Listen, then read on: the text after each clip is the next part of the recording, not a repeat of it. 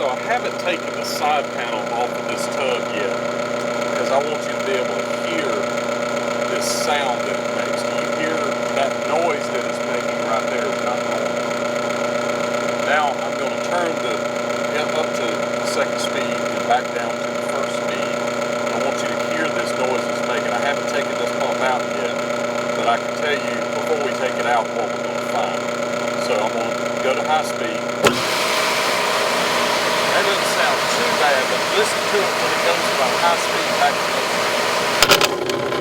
speed. That noise right there. High speed, low speed. That is the bearing spinning in the housing. So usually it's the front cover. So the front cover of that motor, when it's going back to the speed, the bearing is actually spinning inside of that housing. So I'm going to take it apart and show you a couple of different ways. The problem is those housings you really can't buy. They don't sell things like that. Now what I've been doing is when we get a dead pump, I'll take the housing off the front of it, clean it up, and put it on the website for sale used. But that's not a never-ending amount of front covers. So we're going to try to repair this without replacing the front cover. I don't know if we'll be successful, but we're going to try. Stay tuned.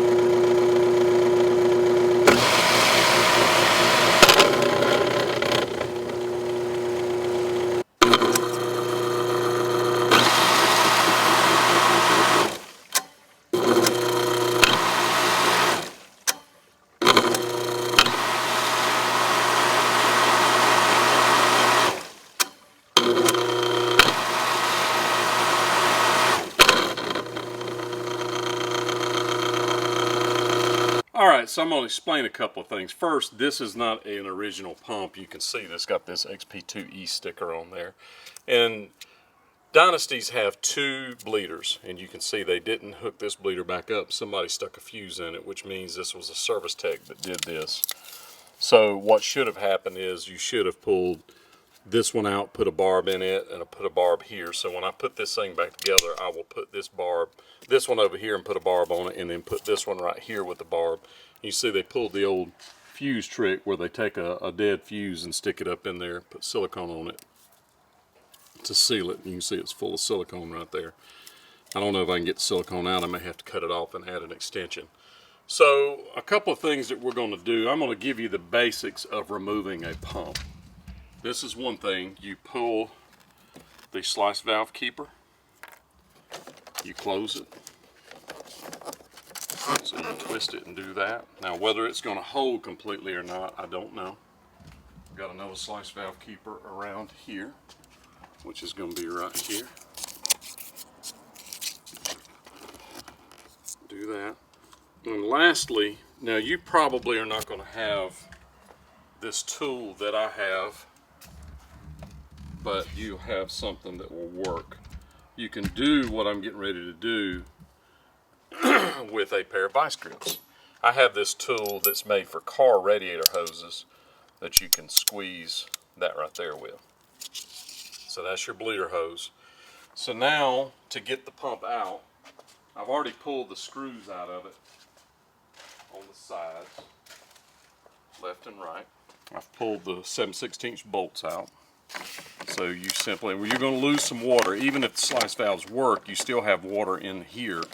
So if you're doing this inside of a house, I would have my wet dry vac ready to catch the water. So we're going to pull this out. And remember, this motor is making noise. So we're going to pull it out and see what the issue is. It's spinning. I don't know if it's the front or the back, but it's definitely spinning in the cover. One of the covers, front or back. And this bad boy is tight in here. They put a motor in here that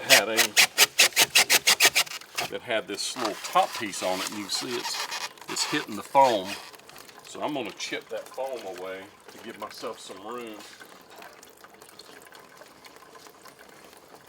You have to adapt because different pumps have different motors, and the capacitors, the covers can be in different places. It can have one on the top or two on the top or none on the top.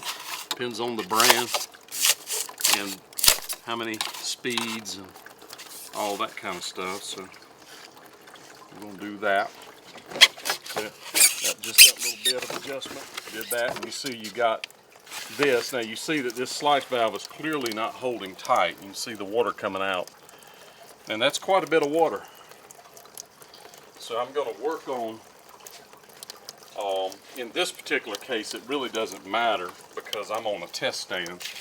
But if you were at home, you may not want that much water pouring out.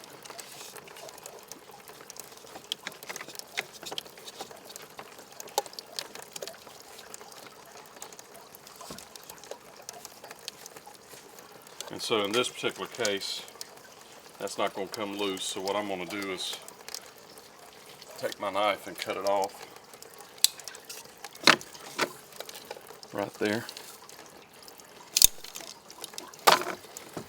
So we'll have to clean that bleeder up. Now another thing that you can do if you're a service tech to stop the water like that. I have these little things that I made up just for that. Let me grab them. And what they are is a cap with a 2-inch union. So all you do is just put it right here.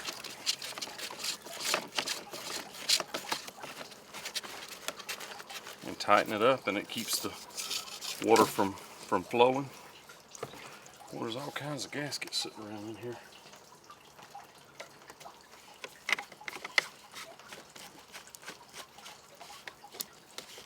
And then even though I squeeze this, you can see that there's still water coming out.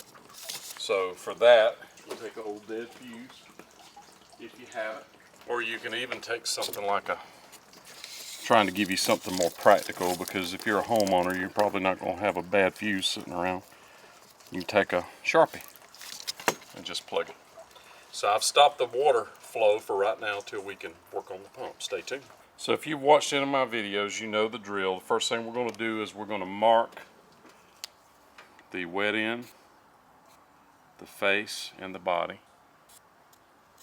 So we put it back together just like it came apart. The next thing we're going to do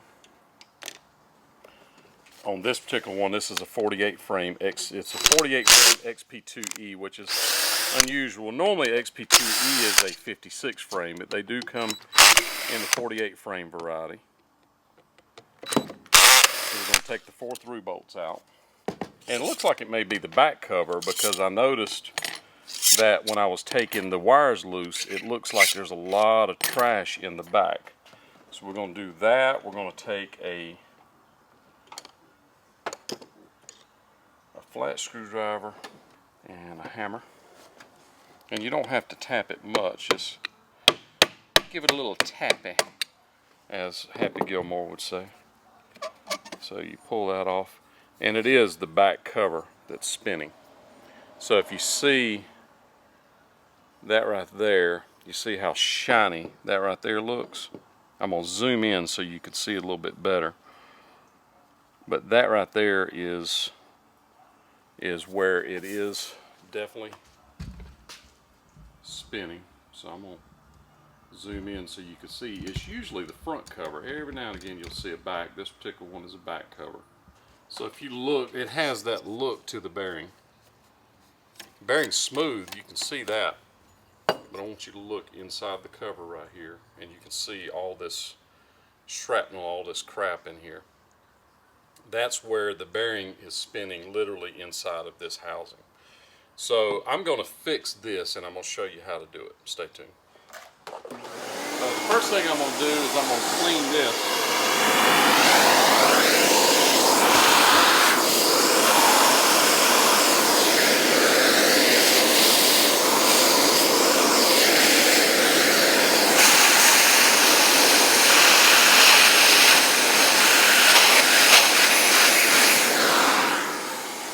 Second thing I'm going to do is let's pop this right here out. That is a little wave washer, and you can see that the wave washer has been It's spinning on the wave washer quite a bit, but it's still there. It's still thick, and you got that right there, but it's spinning inside this housing. So I'm going to clean this with my rag.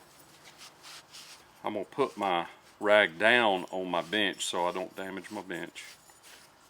Alright friends, so what you can do is take a punch. Now you see I've got one that's just a little flat center punch like for nails, and then I've got one that has a sharp point on it. Doesn't really matter which kind. What you're trying to do is rough up the inside of this, and if it's gone too far, this is not going to work. And what I mean is it can wear so much that when you do this, the rotor hits the inside of the stator, and because what happens is when you do this, it's going to pick a spot. So if this thing has worn to the point where it can make the rotor be high or low, this is not going to work. But all I'm doing is just roughing up inside the housing. It's aluminum. It's easy to make a spot on it. So all I'm going to do is just go around and make some spots and let you see what that looks like. And so you make sure you put this back in. It gives us some little spots. So I'm going to take this and stick it back on there and line it back up. And that went on a little bit too easy. So that's not enough. I think this thing's probably worn too much. Now this doesn't wear, it's going to be this that wears. So I'm going to take this big punch and try to make bigger spots. But I think this thing is spun for a while. So it may be too late for it.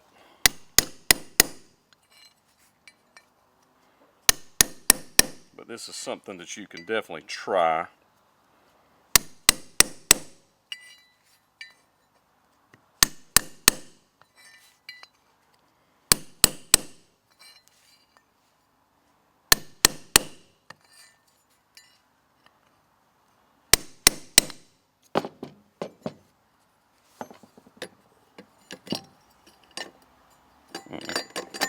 This is going right on there.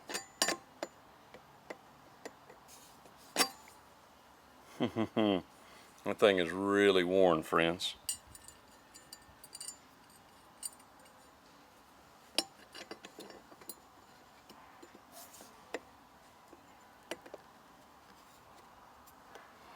Yep, you should have to tap it on there just a little bit, so that is not gonna get it. I'm gonna see if I can come up with one of these back corners around here. Stay tuned. Now another thing that you could try is knurling it up like this, getting some JB Weld, mixing the JB Weld up and filling this in, and then putting it on, letting it dry. If I can't find another solution, that's what I'll do. If I can find a back cover, I'm gonna put a back cover on. Stay tuned. Alright, so I was lucky enough to have a brand new back cover. You can see how good that looks inside, and then you can see how that one looks. That is not normal. That is normal when you pull it off. So this should require some effort to put it on the bearing. And it does. I'm going to have to tap it in. But you know what? First, I'm going to knurl this thing just a little bit to make it, because I don't want, if that bearing is worn a little bit, I don't want it to spin. So I'm going to put a couple of dings in this one. Now, I make a lot of these videos, and I don't want any of y'all to get confused.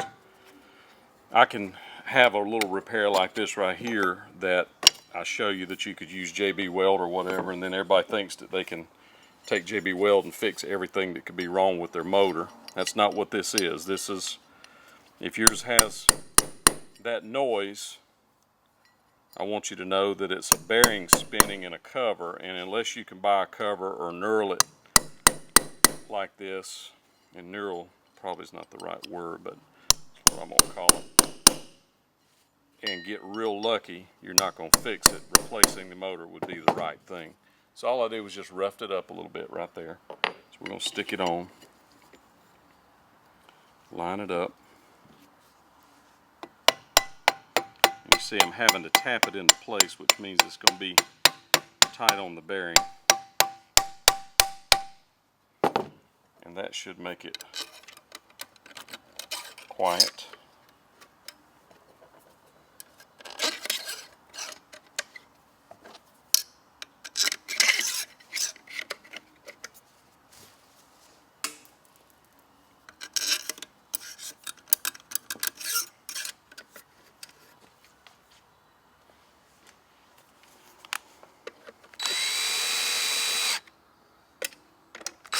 When I'm doing these videos, it's a series of all kinds of repair techniques and things.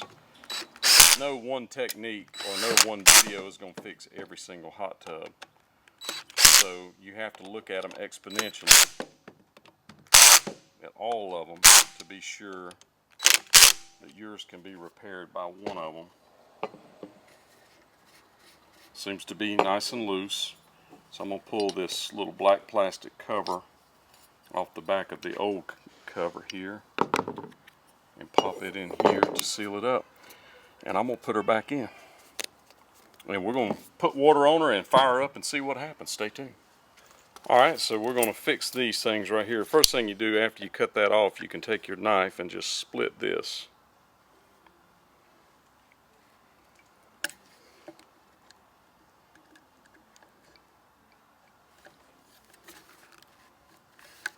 Get that off of there.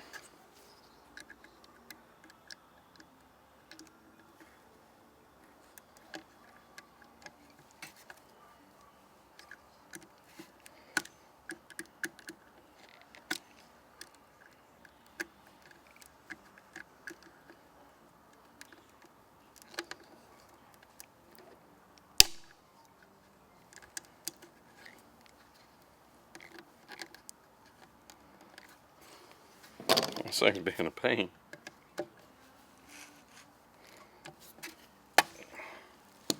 So there's one right there. Here, what I'm going to do is pull this out. Just pull the plug.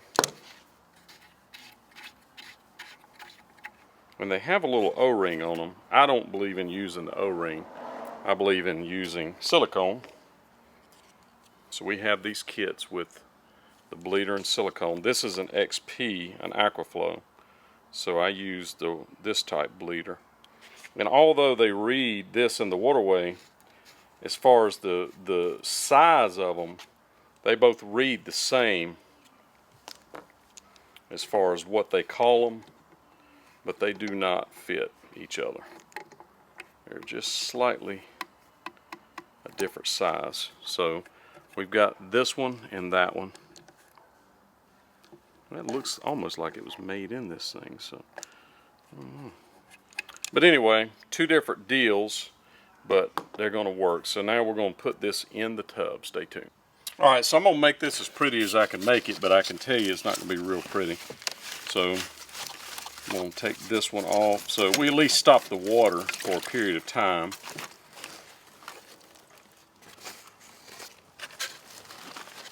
But both of them were leaking pretty good. So it minimizes the amount of water that you lose at least.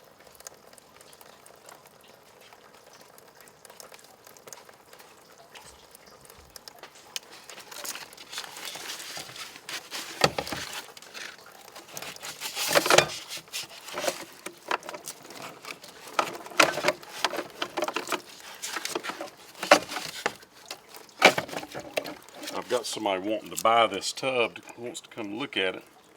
So I'm trying to go ahead and get it finished.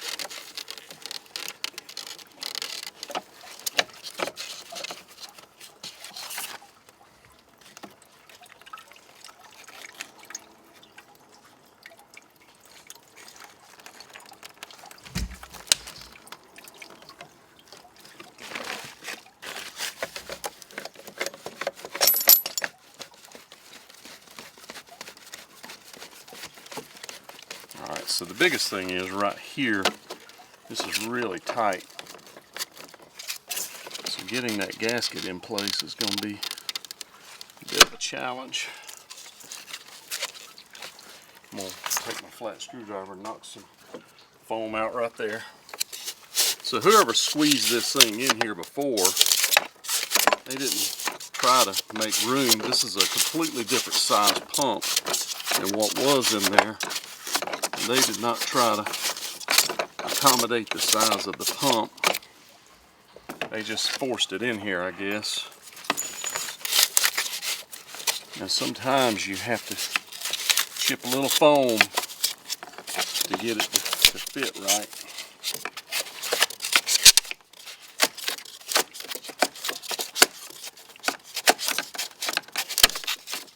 Alright, I think that will get us where we can line the gasket up.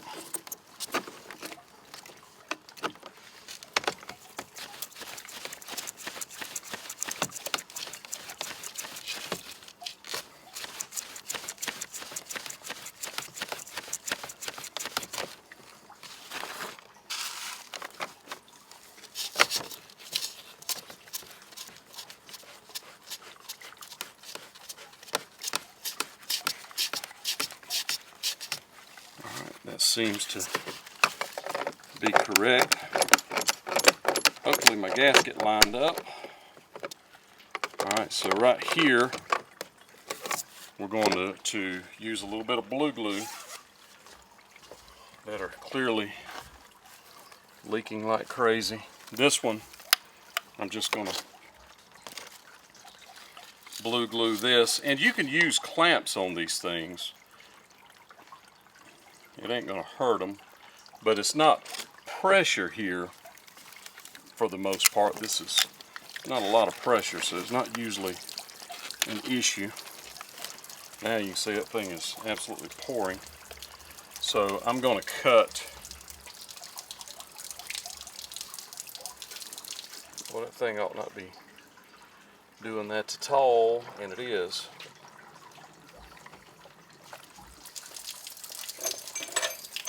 Wow, that was irritating. So I'm going to cut that off. And what I've got is a little piece of this and a little piece of that. I'm going to glue both of them.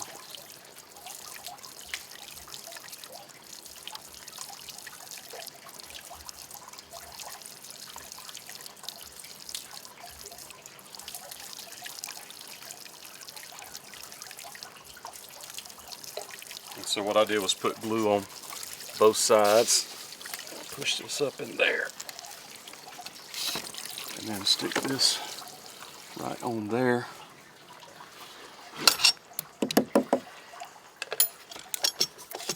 And we're going to open the slices and see if it holds.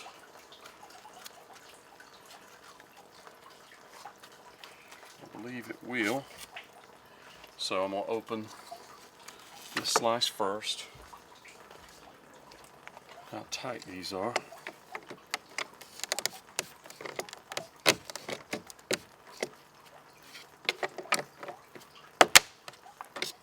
Alright, they both seem to be holding. Clean this old foam out. So I want to show you something different here. Most of the tubs, you see that it says common. You see the top says common. So that would be the white wire. The next is high speed, the next is low speed as you go down. You see that?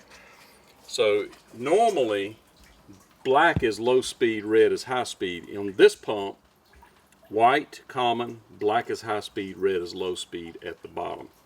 Then that's a different type setup. The normal Balboa setup is red, high speed, black, low speed. So before you ever take your wires out of your pump, always take a photo of this and put it back exactly like it is. Nowadays, you have a cell phone, you can just pop a photo of it, and that will do that. And this is the Aware type system that has this kind of a plug on it, so you really can't see inside the plug to know which is high and which is low. So it's very important that you make that decision before you document it with a camera before you pull it apart.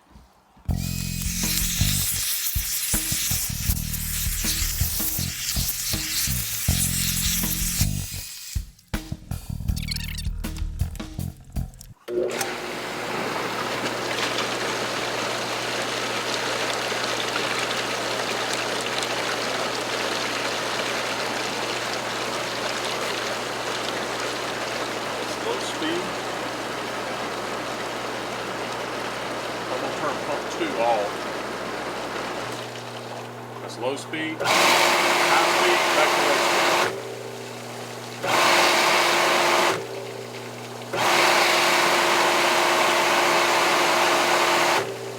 Much quieter. So that was a successful repair, friends. So make sure you put your slice keepers back in.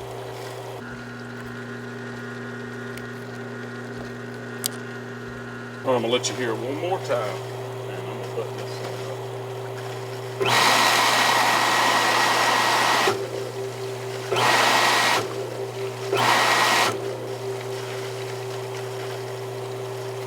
Much better the way it should sound. So I just want you to see what it looks like with the, you see you've got this little connector that's 3/8 with the 3/8 bar that you can extend these with, and then that's 3/8 there. So on the Dynasties they have 2 bleeders, as you can see. That's a complete repair. She is dry. Everything works. It is not loud anymore. So another successful repair.